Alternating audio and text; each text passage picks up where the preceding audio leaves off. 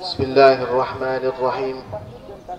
الله أكبر الله أكبر الله أكبر الله أكبر الله أكبر الله أكبر الله أكبر الله أكبر الله أكبر لا إله إلا الله والله أكبر الله أكبر ولله الحمد.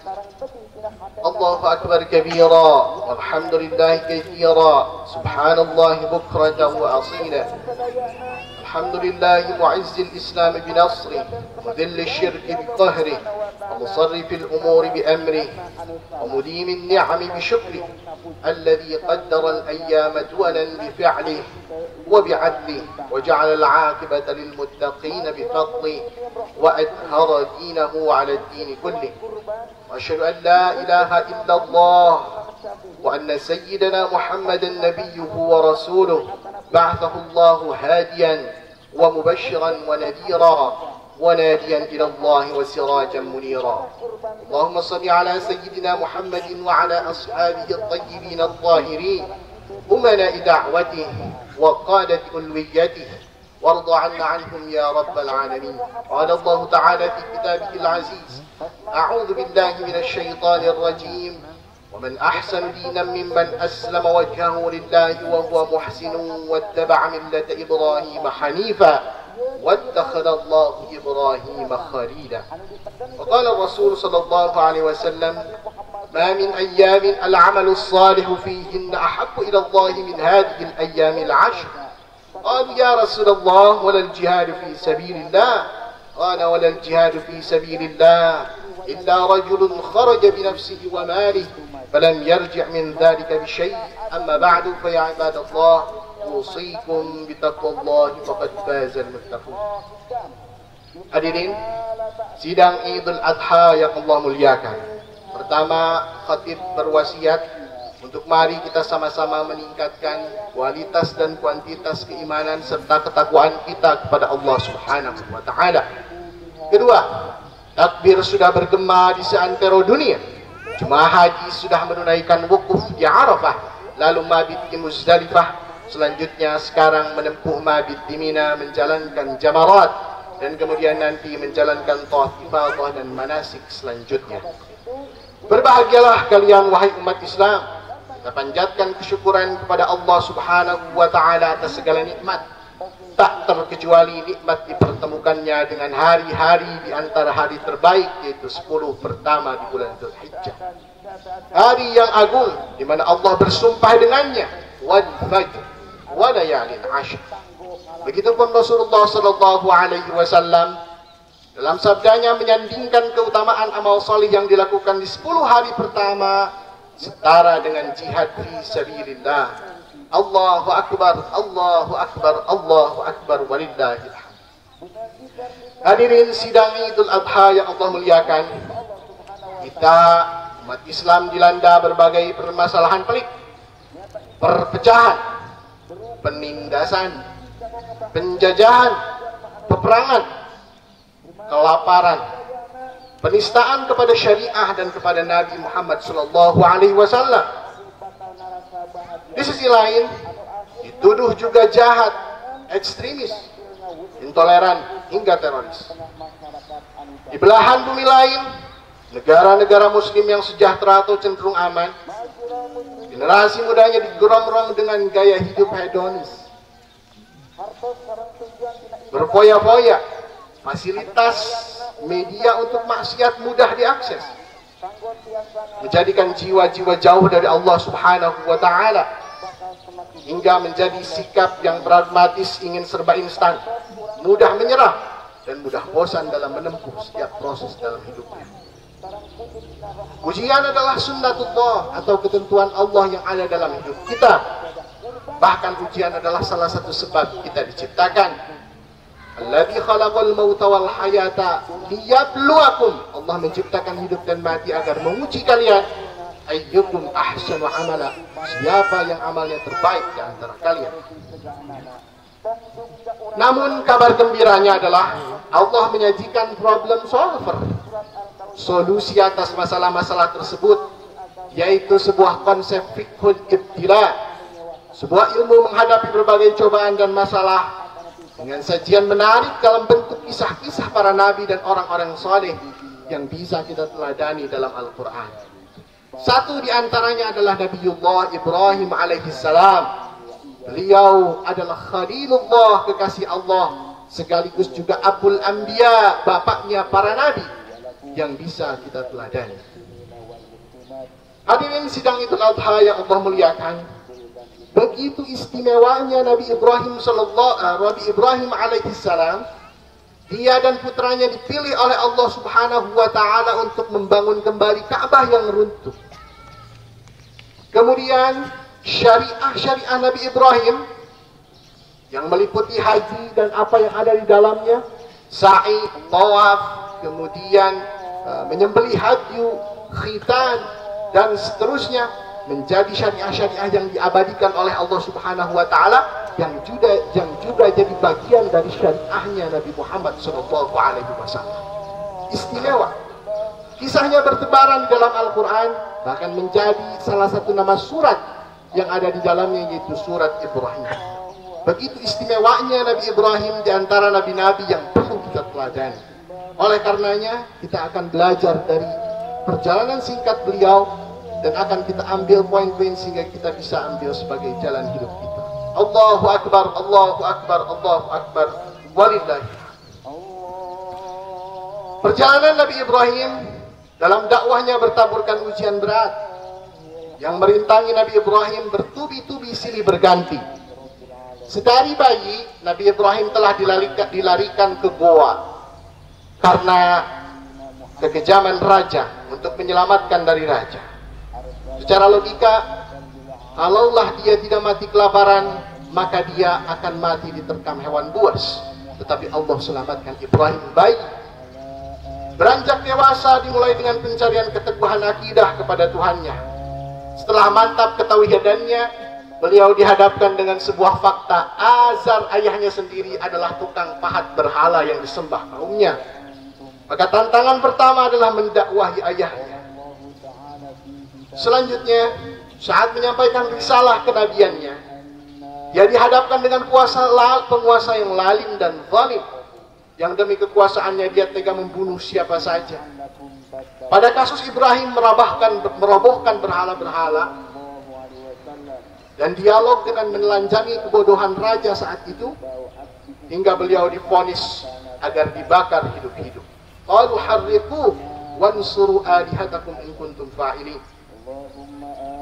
Setelah berumah tangga, dia berhijrah ke Syam guna menjalankan risalah dakwahnya bersama sepupunya Nabiullah Lut alaihi salam. Namun Nabi Lut berdiam di sebuah kota bernama Sadum, yang dari sini lahir istilah sodomi. Kemudian Nabi Ibrahim tidak berdiam di Syam, beliau melanjutkan safari dakwahnya ke Mesir. Di Mesir dia berhadapan dengan penguasa Mesir, yaitu Fir'aun yang zalim. Selain zalim, di saat itu Fir'aun suka merebut istri warganya yang dipandang cantik oleh dia. Tak terkecuali Sarah, istri Ibrahim. Dia ditaksir oleh raja dan diminta oleh raja untuk dipersunting dan direbut dari Ibrahim alaihissalam. Terus ujian menimpa Nabi Ibrahim. Selama 86 tahun belum juga dikaruniai anak. Banyak sekali doa Ibrahim perihal memohon keturunan. Selanjutnya Ibrahim mendapat hadiah berupa hamba sahaya perempuan bernama Hajar dari Mesir. Lalu keduanya bersama dengan istrinya Sarah menjalani hidup. Lalu Ibrahim mempunyai keturunan dari Hajar bernama Ismail. Kebahagiaan datang, namun cemburu dari istri pertamanya Sarah membuat rumah tangganya juga sedikit ada masalah. Cobaan kembali menerpa Nabi Ibrahim. Kemudian atas perintah Allah Subhanahu wa ta'ala, ketika mereka berpindah ke Makkah, Allah menyuruh Nabi Ibrahim untuk meninggalkan Hajar dan bayinya Ismail saat itu di sebuah padang tandus, tidak ada pepohonan dan susah sumber air. Ujian kembali diterima oleh Nabi Ibrahim alaihissalam, meninggalkan putra yang ditunggu-tunggunya. Kemudian menikahi istri yang baru dinikahinya, dia tinggalkan. Selang beberapa tahun, Nabi Ibrahim kembali berkumpul dengan Hajar dan Ismail. Ismail sudah tumbuh remaja. Namun apa? Selesai ujiannya? Tidak. Ternyata Allah menyuruh Nabi Ibrahim untuk menyembelih Ismail, putra yang rupawan, salih, dan berderajat berpangkat Nabi, diminta untuk disembelih, dikorbankan untuk Allah Subhanahu wa Ta'ala. Ini bukan hakikatnya, namun untuk menguji seberapa teguh Ibrahim alaihissalam. Namun bukan Ibrahim Khalilullah namanya jika tidak taat pada Rabbnya. Lalu dia berangkat dari ketauhidannya, Ibrahim melaksanakan perintah tersebut, namun pada akhirnya wa fadainahu bidzibhin adzim, Allah ganti dengan sembelihan lain berupa seekor kambing yang besar. Allahu Akbar, Allahu Akbar, Allahu Akbar, walillahil hamd. Hadirin sidang Idul Adha yang Allah muliakan, ada beberapa pelajaran yang bisa kita ambil dari perjalanan singkat Nabi Ibrahim alaihissalam. 5 di antaranya yang akan kita ambil. Yang pertama adalah Ibrahim seorang pribadi yang senantiasa berpikir kritis, mencari dan menerima kebenaran. Tercermin dalam dialognya ketika Ibrahim berkata kepada Azar ayahnya, "Atattakhidhu asnaman alihah inni araka wa qaumaka fi dhalalin mubin." Apakah kau menjadikan patung-patung ini sebagai Tuhan? Saya nggak ngerti, kata Nabi Ibrahim. Saya melihat engkau dan kaummu berada dalam kesesatan yang nyata. Cara Ibrahim kritis menyikapi segala hal yang ada di sekelilingnya itu harus kita jadikan sebagai pelajaran. Zaman fitnah yang batil dikemas, zaman fitnah sekarang ini yang batil dikemas seolah-olah menjadi yang benar. Normalisasi LGBT yang jelas-jelas menyimpang dari fitrah manusia dikemas seolah-olah itu hal yang bersifat kemajuan. Maraknya pinjaman online yang berbunga dan riba, adu domba antar muslim dan antar umat beragama, bahkan antar anak bangsa, mesti kita sikapi dengan kritis. Ini apakah benar atau tidak? Harus tenang dan berhati-hati. Kita timbang dengan nurani dan akal sehat kita dengan standar Islam yang kita pelajari. Itulah Nabi Ibrahim, kritis terhadap segala sesuatu yang terjadi sekelilingnya. Yang kedua yang bisa kita ambil dari pelajaran dari kisah Nabi Ibrahim adalah sabat dalam Islam, keteguhan dalam ketauhidan. Tidak terbang dipuji dan tidak tumbang saat dicaci. Bangga dengan keislaman itulah yang ditunjukkan oleh Ibrahim dalam berbagai kondisi. Hatta saat beliau divonis akan dibakar, Ibrahim tidak gentar dan tidak goyah dalam keakidahannya kepada Allah Subhanahu wa Ta'ala. Tampillah dengan tampilan Islami yang sopan dalam pakaian dan sikap, berintegritas dan berkualitas. Fa in tawallaw faqulu asyhadu bi anna muslimun. Jika mereka berpaling, maka katakanlah sesungguhnya aku adalah orang muslim. Selanjutnya yang perlu kita ambil dari pelajaran dan perjalanan Nabi Ibrahim adalah berilmu dan berprestasi. Bekal hidup manusia adalah ilmu, dan itu yang Allah bekalkan kepada Adam alaihissalam saat awal penciptaan. Ilmu sesuai kecenderungan dan keahlian masing-masing mesti senantiasa kita tingkatkan, terus menjadi pribadi pembelajar sepanjang hidup, lalu menciptakan karya dalam hidup.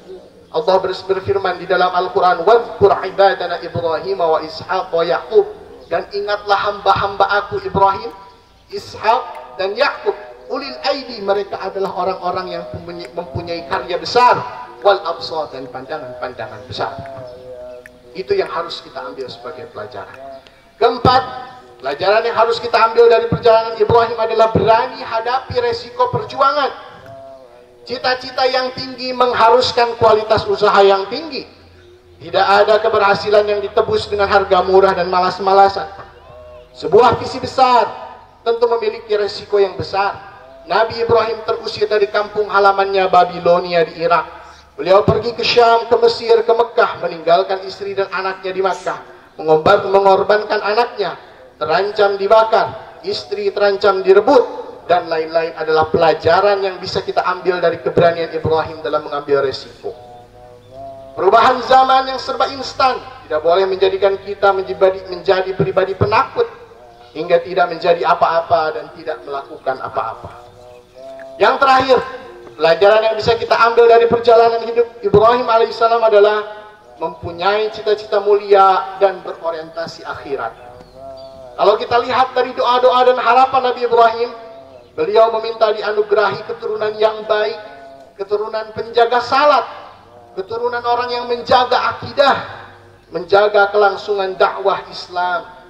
Dan beliau meminta agar menjadikan Makkah dan tempat yang beliau tinggali menjadi aman, sejahtera bagi semua penghuni dan orang yang mendatanginya. Ini adalah bukti bahwasanya beliau cerdas dan ikhlas dalam berdakwah, memikirkan kelangsungan dakwah dan kebaikan Islam jangka panjang. Itulah di antara pelajaran-pelajaran dari kisah Nabi Ibrahim alaihissalam, Ibrahim Khalilullah, kekasih Allah. Semoga kita bisa mengambil pelajaran dari perjalanan Ibrahim alaihissalam yang luar biasa ini, hingga menghantarkan kita menjadi generasi Ibrahim yang gemilang, menjadi pribadi-pribadi Khalilullah, pribadi-pribadi kasih Allah subhanahu wa ta'ala. Barakallahu li wa lakum fil Qur'anil azim, wa nafa'ani wa iyyakum bima fihi minal ayati wa dzikril hakim, wa taqabbal minni wa minkum tilawatahu innahu huwas samiul alim. Rabbighfir warham wa anta khairur rahimin.